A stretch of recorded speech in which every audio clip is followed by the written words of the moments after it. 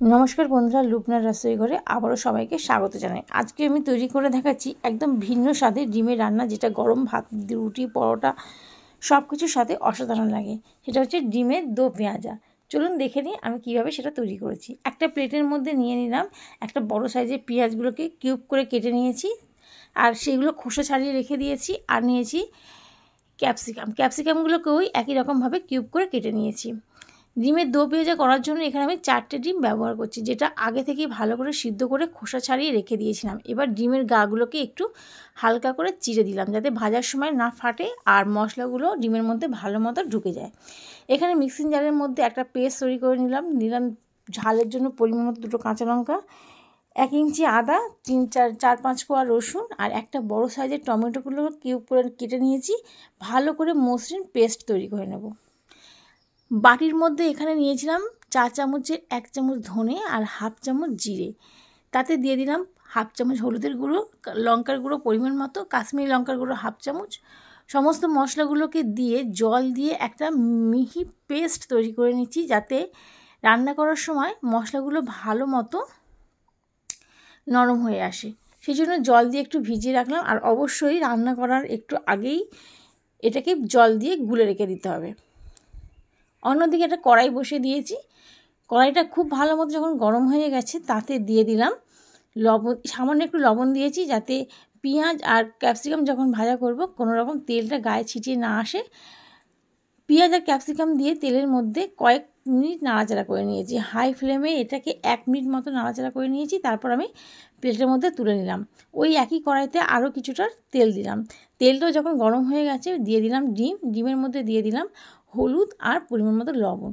হলুদ আর লবণটাকে দিয়ে মিডিয়াম ফ্লেমে এটা 1 মিনিট মতো ডিমটা ভাজা করে নিচ্ছি, যতক্ষণ না ডিমের গায়ে একটা সুন্দর রং ধরতে শুরু করে।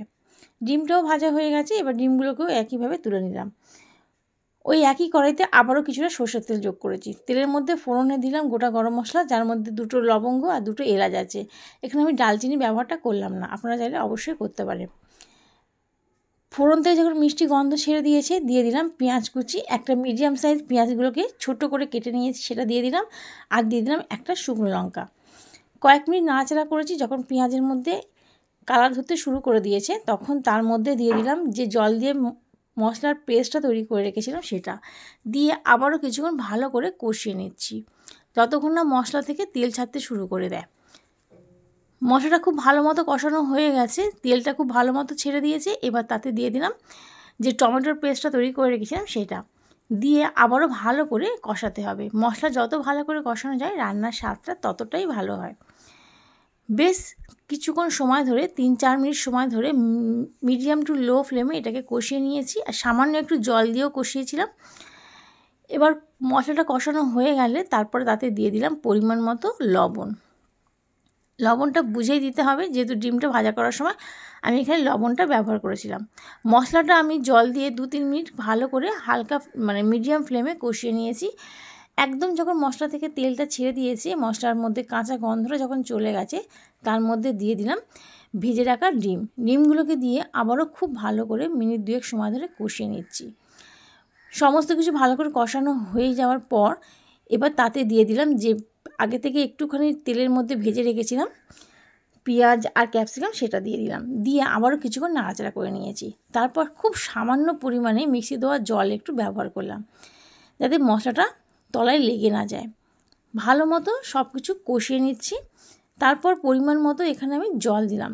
যেহেতু রান্নাটা একদম গামাখা হবে, সেই জন্য জলটা আমি অল্পই ব্যবহার করলাম। আপনারা অবশ্যই আপনাদের ডিমের পরিমাণ মতো জলটা ব্যবহার করবেন। এখানে আমি 1 কাপের থেকেও একটু কম জল ব্যবহার করেছি। জলটাকে দিয়ে সব কিছু ভালো করে মিশিয়ে নিয়ে কিছুক্ষণ ফুটতে দিলাম। তারপর একটু দিয়ে দিলাম লবণ। লবণের পরিমাণটা কম লাগছিল, সেই জন্য লবণটা দিলাম। আর দিয়ে দিলাম স্বাদের জন্য একটু চিনি। খুব ভালো মতো এটা ফুটিয়ে নিয়েছি। তারপর কাসুরি মেথি এখানে দিয়ে দিলাম। এখানে কাসুরি মেথিটাকে আমি ড্রাই রোস্ট করে রেখেছিলাম, সেটাকে দিয়ে দিলাম হাতের মধ্যে একটু ক্রাশ করে। আর দিয়ে দিলাম এখানে গরম মশলা, যেটা আমি বাড়িতে তৈরি করেছি। সব কিছুকে দিয়ে আবারও ভালো করে একটু মিশিয়ে নিয়ে কয়েক সেকেন্ড ফুটিয়ে নেব। তৈরি করে নিলাম আজকের আমার রান্নার ডিমের দো পেঁয়াজা। তো আপনাদের রেসিপিটা কেমন লাগলো অবশ্যই কমেন্টে জানাবেন।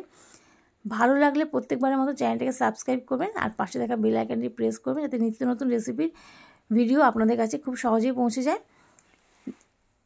উপর থেকে ধনেপাতা ছড়িয়ে দিয়ে আমি রান্নাটা কমপ্লিট করলাম। দেখুন দেখতে কতটা সুন্দর হয়েছে, কতটা লোভনীয়, যেটা ভাত, রুটি, পরোটা, ফ্রাইড রাইস, পোলাও সবার সাথেই অসাধারণ লাগবে। আপনারাও একবার বাড়িতে এরকম পদ্ধতিতে তৈরি করে দেখে নিতে পারেন যে খেতে কতটা সুস্বাদু হয়। আজকে তাহলে এই পর্যন্ত, আবারও হাজির হয়ে যাব অন্য কোনো দিন অন্য কোনো ভিডিও নিয়ে। ভিডিওটি দেখার জন্য ধন্যবাদ। ভালো থাকবেন, সুস্থ থাকবেন।